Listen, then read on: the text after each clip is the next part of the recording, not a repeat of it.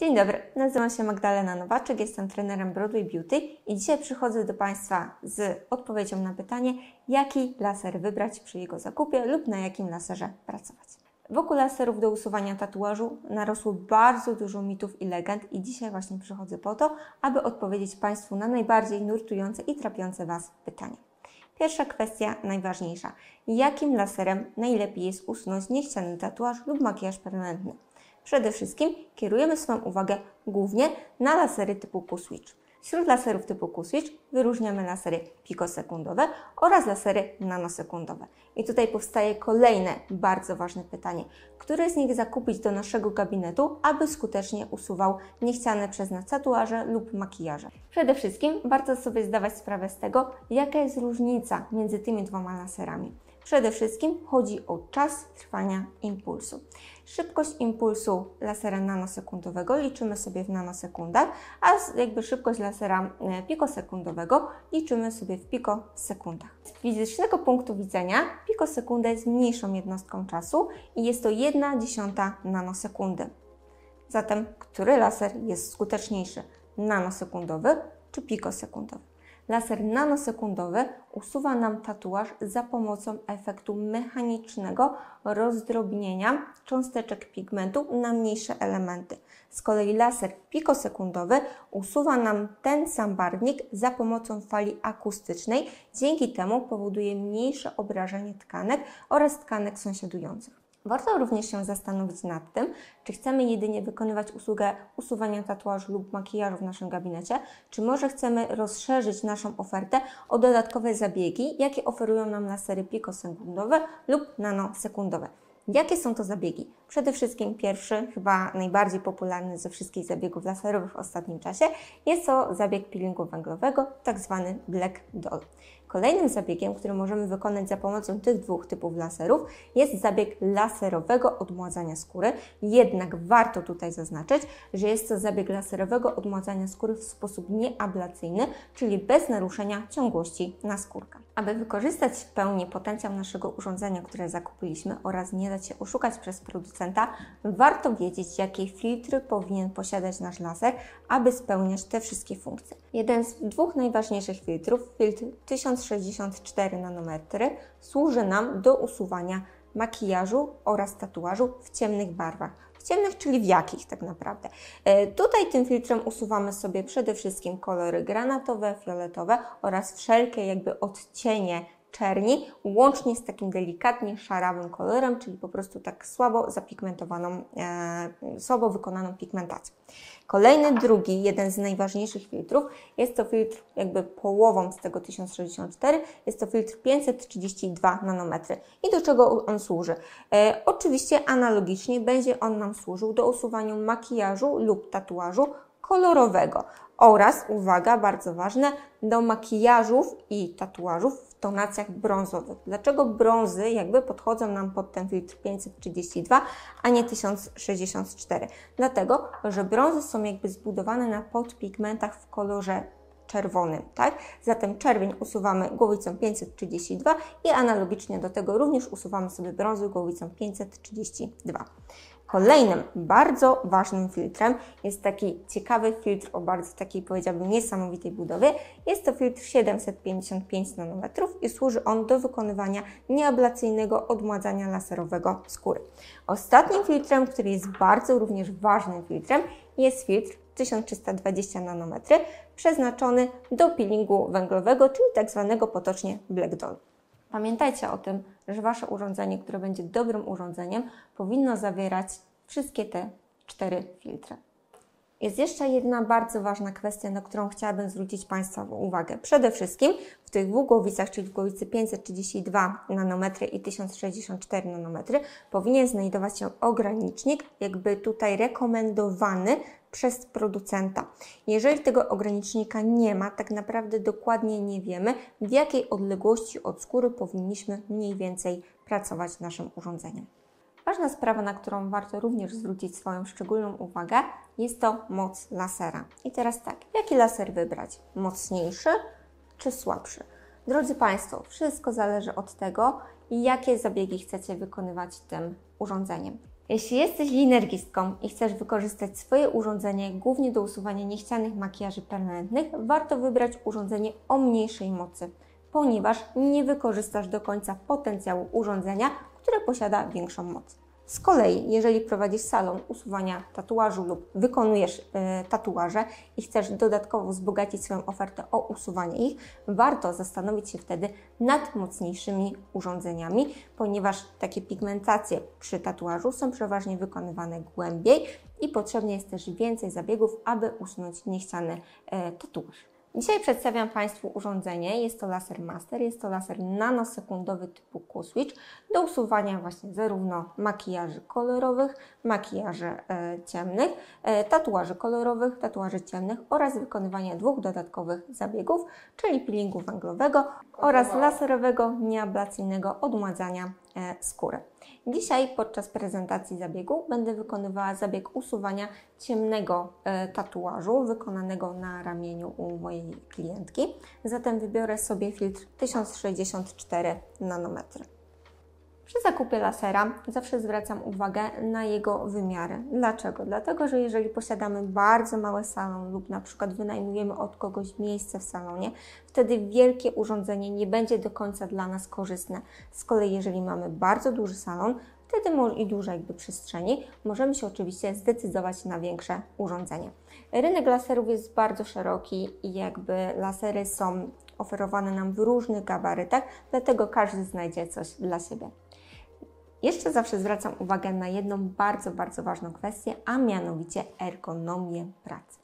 Warto wiedzieć o tym, że laser typu Q-Switch nanosekundowy lub pikosekundowy przeważnie posiada bardzo dużą, dość ciężką głowicę. Przed zakupem urządzenia radziłabym zawsze wziąć głowicę do ręki, przymierzyć ją sobie, czy dobrze nam leży, czy nie jest może zbyt ciężka lub jej gabaryty nie są zbyt wielkie. Kolejną kwestią, na którą zwracam uwagę, jest wyzwolenie impulsu laserowego z urządzenia.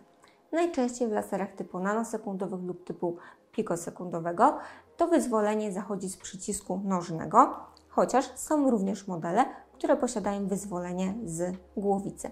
Warto na to zwrócić uwagę. Jeżeli chodzi o ustawienia ustawiane przez nas, operatorów, na urządzeniu laserowym, warto też zwrócić uwagę na dwie kwestie. Przede wszystkim na herce. Co tak naprawdę oznaczają te herce? Herce jest to ilość strzałów wydawanych przez nasze urządzenie, czyli przez nasz laser w ciągu sekundy.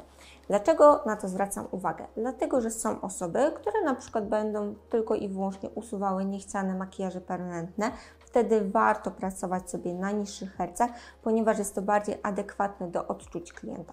Z kolei, jeżeli mamy studio tatuażu, chcemy usuwać niechciane tatuaże głównie, będą to bardzo duże, bardzo rozległe pigmentacje, wtedy warto zdecydować się na urządzenie, które będzie miało wyższy zakres hercy, po to, aby nasza praca była szybsza i sprawniejsza. Osobiście pracowałam na wielu laserach, zarówno typu Q-Switch oraz typu pikosekundowego.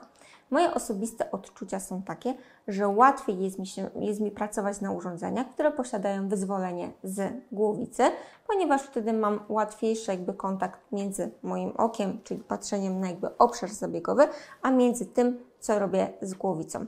Kolejna kwestia jest taka, że łatwiej mi się pracuje na urządzeniach, które mają szerszy zakres hercy. Dlaczego? Dlatego, że usuwam zarówno niechciane makijaże, jak i niechciane tatuaże, zatem zakres moich usług jest dość szeroki. W internecie można znaleźć również bardzo dużo opinii na temat skuteczności laserów nanosekundowych versus pikosekundowych. Jak właściwie jest z tym w rzeczywistości? Drodzy Państwo, przede wszystkim na co ja chciałam zwrócić uwagę. Nie tylko czas trwania impulsu laserowego usuwa naszą niechcianą pigmentację, ale także przede wszystkim moc urządzenia oraz moc, którą my ustawimy sobie indywidualnie, czyli będą to parametry indywidualnie dobrane dla klienta.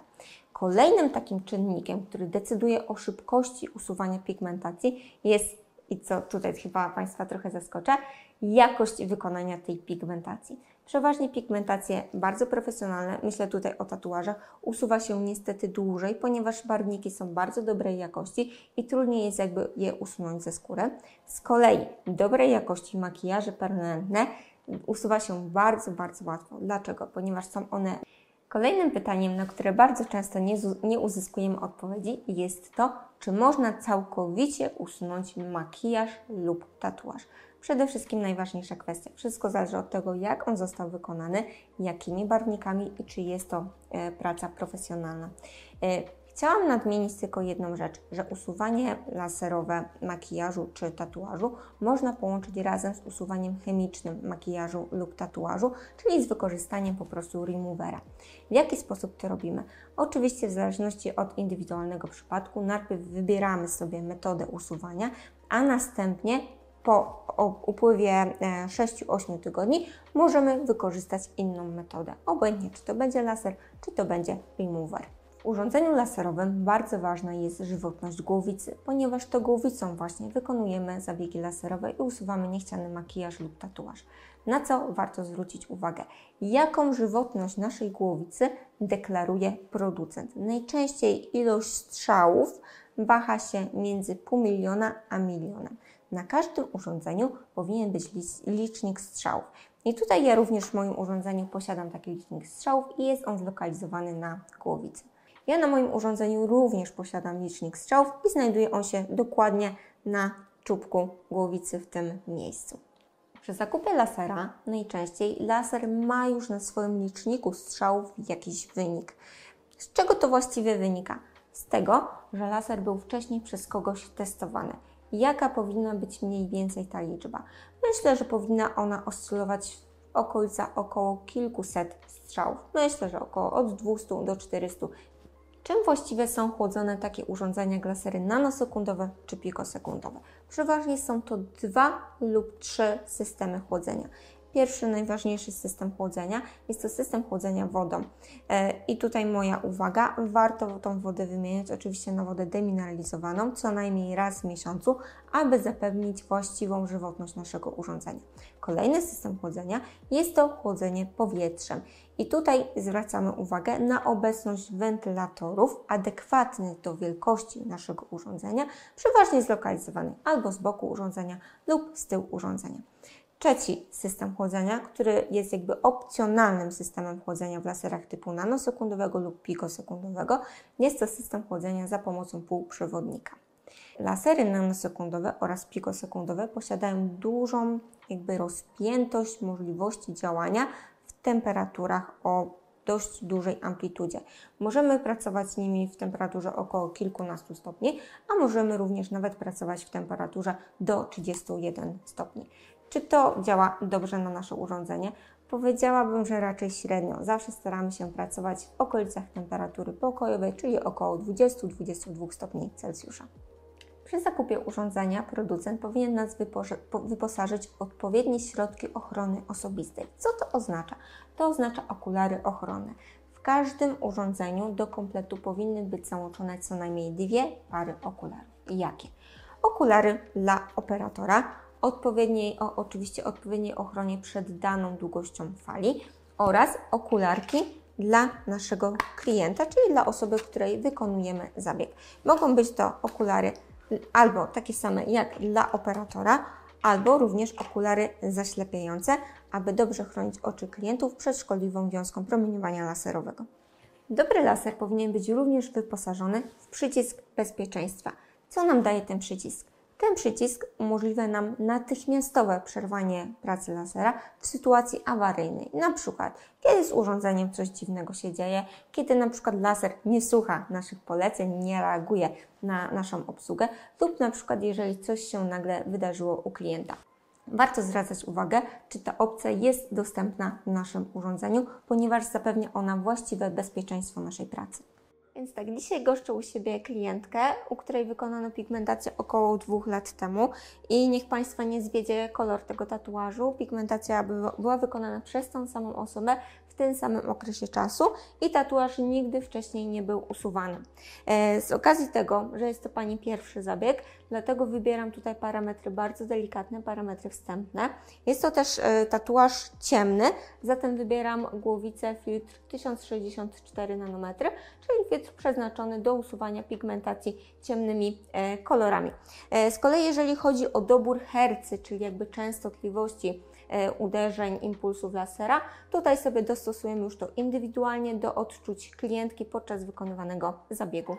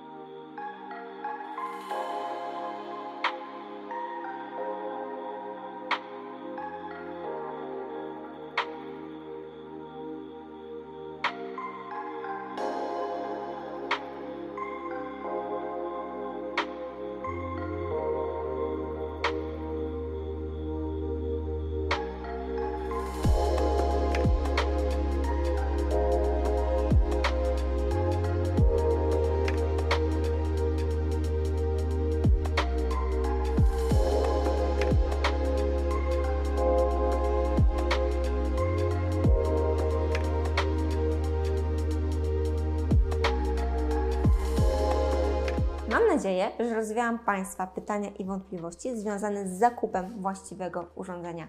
Dziękuję za oglądanie filmiku. Zapraszam do subskrypcji, abyście byli na bieżąco. Dziękuję.